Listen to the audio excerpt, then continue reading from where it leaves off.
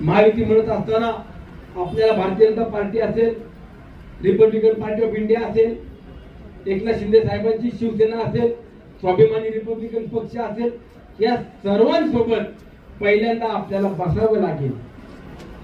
आपल्याला एकत्रितपणानं पुढे जायचं असेल तर त्यांनी देखील 2 पाऊल पुढे मागे करण्याची त्यांची भूमिका असली पाहिजे. आपला तर निर्णय हाच आहे की आपण आगामी काळामध्ये महायुती म्हणून आपण लढण्याचा आपला प्रयत्न असेल की तालुक्यामध्ये विधानसभेच्या निवडणुकीच्या अगोदर जी काही अशांतता होती, भयभीत वातावरण होतं, ती विधानसभेची निवडणूक झाल्यावरती 6 महिने आता सर्व काही सुरळीत सुरू आहे. प्रत्येक जण गुणागोविंदानं प्रत्येक जण भेटतो, बोलतो, चालतो. विधानसभेची निवडणूक झाल्यावरती 4 महिने काही मंडळी काहीच बोलत नव्हते, परंतु ज्यांना महायुती नकोय ते आता 2 महिन्यापासून आपल्या नेत्यावरती किंवा माझ्यावरती देखील सोशल मीडियाच्या माध्यमातून कमेंट करायला लागले. मी त्या दिवशी त्या पोपट वेगळेची थोडी व्हिडिओ पाहिली. पोपट वेगळे ते म्हणाले की कार्यकर्त्यांनी लढलं पाहिजे, आम्ही आमच्या स्वबळावरती लढलं पाहिजे, कार्यकर्त्यांनी उभं राहायला पाहिजे. अरे कार्यकर्त्यांनी उभं राहायला पाहिजे, कार्यकर्त्यांनी लढलं पाहिजे, किती दिवस तू स्वतः लढकी. जर तळेगाव नगर परिषदेमध्ये सर्वसाधारण पुरुष म्हणून जर ज्या वेळेला आरक्षण आलं तर स्वतः लढावं. आपण तळेगाव मध्ये कुठेतरी एखाद्या वार्डात लढावं. आपण लढायचं नाही, आपण लढवायला लावायचं, चांगलं बिघडवायचं. मग पूर्वी म्हणायचे तुम लढो हम कपडे सांभाळेंगे, तसं आता तसं नाहीये, तुम लढो हम कॉन्ट्रॅक्ट सांभाळेंगे. ही भूमिका ज्यांना स्वतःचं अस्तित्व टिकवायचंय किंवा ज्यांना स्वतःची दुकानदारी चालवायची आहे असे काही भारतीय जनता पक्षातले नेते मंडळी सर्वसामान्य भाजपच्या कार्यकर्त्यांना देखील गरम करण्याचं किंवा उचकवण्याचं भडकवण्याचं काम करतायत. माजी मंत्री बाळाभाऊ वेगळे आजही कधी कधी मी त्या विधानसभेचे निवडणुका भाषण ऐकतो. गाडीत असलं ते मोबाईल, आता हल्ली सगळ्यांना मोबाईल, सोशल मीडिया ऐकतो आपण. ते म्हणाले साहेब मला वाचवा, असं मी म्हणालो, मला वाचवा. आता ते म्हणायला लागले आता मला कुठेतरी बसवा. हा नियतीचा खेळ, हा नियतीचा खेळ. तुम्ही चांगल्या नीतिमत्तेने जर 6 महिन्यापूर्वी असता तर तुमचा देखील भारतीय जनता पक्षाने मोठा सन्मान केला असता. तुम्ही भारतीय जनता पक्षामध्ये नेत्यांना जाऊन माझ्या विरोधात जे जे काही सांगितलं ते सगळं मला सांगतात.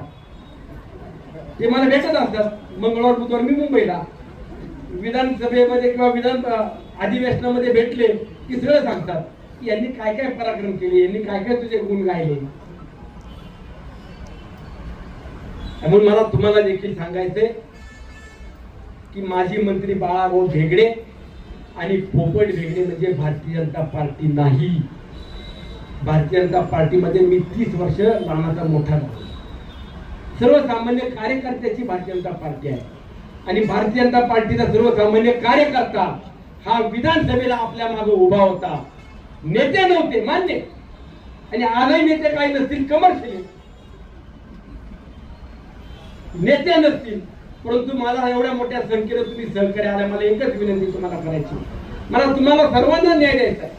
मला कुणाला तरी सरपंच करायचंय, कुणाला ग्रामपंचायत सदस्य करायचंय, पंचायत समिती समजून चाल. ही ताकद आणि माझा स्वार्थ जर माझ्या तालुक्याचा सर्वांगीण विकासाकरता असेल तर कुणाच्या पोटामध्ये महायुती दुखती,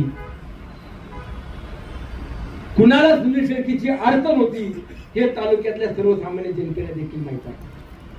पण आपण सगळी मंडळी आम्हाला संधी मिळाली पाहिजे ही भावना घेऊन काम करता. पण महायुती म्हणून आपण लढण्याचा आपला निर्धार आपण करावा. जे येतील त्यांच्या सोबत माहिती आणि जे नसतील त्यांच्या विरोधात आपली माहिती.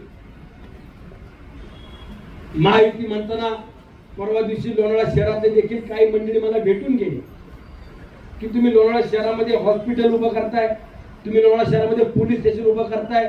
आज लोणावळ्यापासून आपल्या लायन टायगर पॉइंट पर्यंत जाणाऱ्या 180 कोटी रुपयाचं रस्त्याचं काम आपण करतोय.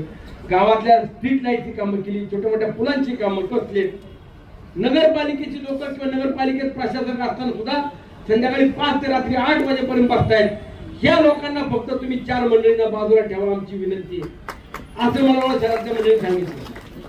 त्यांचं दुसरं म्हणणं असं आलं, तुम्ही महायुती केली तरी आमचा विरोध नाही किंवा आमचं त्याच्यामध्ये दुमत असल्याचं कारण नाही, परंतु जर तुम्ही शहर म्हणून जर एकत्रित असतात तर तिथं शिवसेना उद्धव साहेबांची असेल, काँग्रेस असेल, राष्ट्रवादी काँग्रेस पक्ष पवार साहेबांचा असेल, ही सुद्धा मंडळी पक्ष किंवा चिन्ह बाजूला ठेवून आपल्या सोबत त्या शहराच्या सर्वांगीण विकासाकरता एकत्रित येण्याचा विचार करतायत. आपल्याला तो देखील विचार करावा लागेल. शेवटी जर एखाद्या शहरामध्ये काही ठराविक 4 मंडळी, आमचं शहर, आमची नगरपालिका, आमचं दुकानदारी असं समजून जर अख्खं गाव एका बाजूला त्यांच्या विरोधात येत असेल आणि आपल्याला सांगत असेल की आपण आम्हाला यामध्ये सहकार्य करा किंवा आपल्या नेतृत्व आम्हाला मान्य आहे आणि आम्ही तुमच्या सोबत आहोत, तर अशा वेळेस देखील आपल्याला तो निर्णय त्या ठिकाणी कसा पुढे येता येईल त्याबाबत देखील आपण आगामी काळात विचार केला पाहिजे. माझा देखील मानस आहे, माझा देखील हट्ट आहे, माझी इच्छा आहे. शेवटी माझ्या पडत्या काळात, माझ्या अडचणीच्या काळात जर कोण उभं राहिला असेल तर तुम्ही सगळे उभे राहिलात म्हणून मी आमदार, याची मला आनंद आणि वाटत. परंतु भारतीय जनता पक्षाचा सर्वसामान्य कार्यकर्ता जर आपल्या सोबत येत असेल, गावगाड्यामध्ये गावचा सर्वांगीण विकास म्हणून जर तुमच्या सोबत येऊन त्याला काम करण्याची इच्छा असेल तर त्यांना सुद्धा बरोबर घ्या. शिवसेनेचा असेल, आरपीआयचा असेल, स्वाभिमानी रिपब्लिकन पक्षाचा असेल, हे कार्यकर्ते जर तुमच्या आपल्या सर्वांच्या सोबत येत असतील, आपल्याला गावासाठी आमदाराबरोबर किंवा राष्ट्रवादी काँग्रेस पक्षा सोबत यायचं, ही जर त्यांची देखील भावना असेल तर त्यांना देखील बरोबर घ्या. संघर्ष जेवढा टाळता येईल तेवढा टाळा. भारतीय जनता पार्टीचा सर्वसामान्य कार्यकर्ता तुमच्या बरोबर आला तरी मला आनंद आहे. आणि एखादा नेता विधानसभेला चुकला पण आता जर म्हणत असेल नाही तुमचं बरोबर आहे, आम्ही तुमच्या बरोबर आहे, तुम्ही निर्णय घ्या, मला तोही मान्य आहे, पण ह्याला बरोबर घ्या, त्याला बरोबर घ्या किंवा एकत्र राहा याचा परत अर्थ काढू नका. हा घाबरलाय, मी घाबरत नसते, आता तर बिलकुलच नसते, कारण आपल्या डोक्यावर दादाचा हात आहे आणि फडणवीस साहेबांचा. तुम्ही बी बघताय मोबाईल वरती, फडणवीस साहेब परवा मागच्या 15 दिवसापूर्वी DY पाटील तेवढा नेण्याचा आपण प्रयत्न करू, परंतु जर कुणाला युती नकोच असेल तर त्यांनी सुद्धा जाहीरपणे आता का सांगावं, आम्हाला नकोय, आम्हाला शांतता नकोय. गावगाड्यामध्ये विकास काम होत असताना राज्याच्या मुख्यमंत्र्याच्या नेतृत्वात आम्ही काम करतो, दादा नेतृत्व आमचं असलं, दादा देखील एक प्रमुख नेते म्हणून त्यांच्या सोबत काम करतायत. आणि हे जर तुम्हाला दादा आणि देवेंद्र भाऊ एकत्रित लोक असतील तर तुम्ही आतून कुरघोड्या करण्यापेक्षा, कार्यकर्त्यांना भडकवण्यापेक्षा जाहीर सांगा.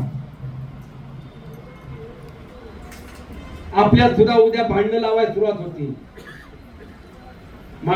काही दिवसापूर्वी भारतीय जनता पार्टीत प्रवेश करणारे, अरे म्हणलं तेच तर मला बी पाहिजे, ते केव्हा प्रवेश करतात आणि केव्हा माझा झेंडा घेऊन फिरतात ती मी वाट बघून नाही.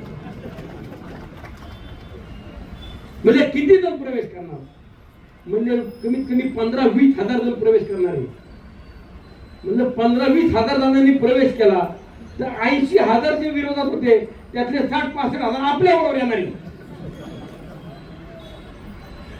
ना. आता म्हणजे 4-5 हजार जण प्रवेश करणार आहे. आता त्या दिवशी म्हणजे नाही, प्राथमिक काही 500 लोक प्रवेश करणार आहे.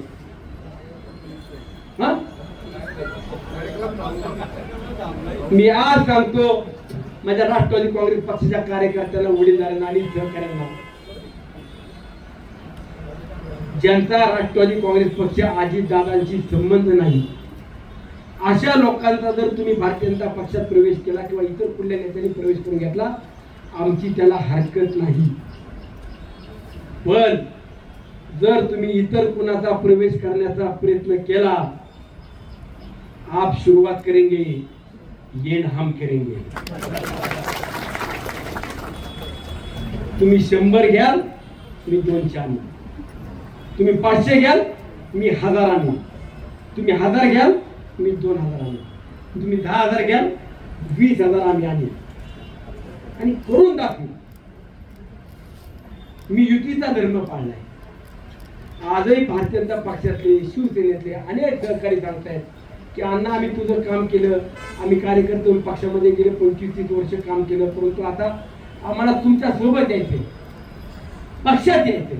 मी सांगितलं पक्षामध्ये काही येऊ नका, तुम्ही आहे त्या ठिकाणी राहा. शेवटी युतीचा धर्म पाळणं ही माझी नैतिकता आहे, माझी जबाबदारी आहे. त्यामुळे आपण मागच्या 6 महिन्यात कुठल्याही भारतीय जनता पक्षाच्या कार्यकर्त्याचा प्रवेश देखील घेतला नाही. आपण त्यांनाही पुढे कमी लेखले नाही. परंतु जर अशा पद्धतीने कुणी जर प्रयत्न करत असतील तर मगाशी सांगितल्याप्रमाणे ते नक्की होईल. शेवटी आपल्या पक्षावरती आणि आमदार म्हणून सर्वसामान्य प्रत्येक पक्षातल्या कार्यकर्ते देखील विश्वास करतात. म्हणून आगामी काळामध्ये आपण तालुका स्तरावरती देश विदेशातील प्रत्येक घडामोडींचे लाईव्ह अपडेट मिळवण्यासाठी आता साम टीव्हीच्या सर्व सोशल मीडिया प्लॅटफॉर्मला लाईक, फॉलो आणि सबस्क्राईब करा. तसंच सर्व नोटिफिकेशनसाठी बेल आयकॉन प्रेस करायला विसरू नका.